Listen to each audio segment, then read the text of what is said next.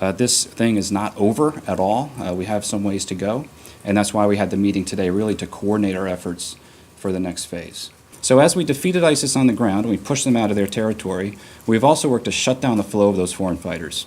And the foreign fighters are not coming into Syria anymore.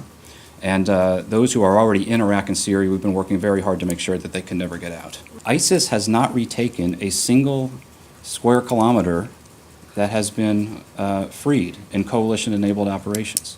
This is not a situation in which we have a military campaign, we're going to clear territory, and then it can't be held.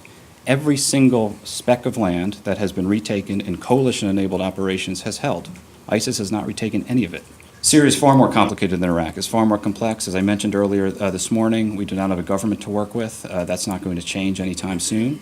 What we are trying to do is make sure that in areas in which we are operating, in which forces we are working with, we have deconfliction arrangements in place so that the territory, there's a clear delineation of territory so we don't have incidents like happened a few weeks ago where we shot down a Syrian plane.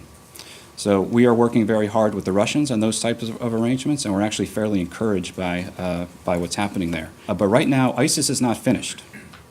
We have to be very clear about that. They're in Tal Afar, just south of the Kurdistan region. They're in Hawija, just south of Kirkuk.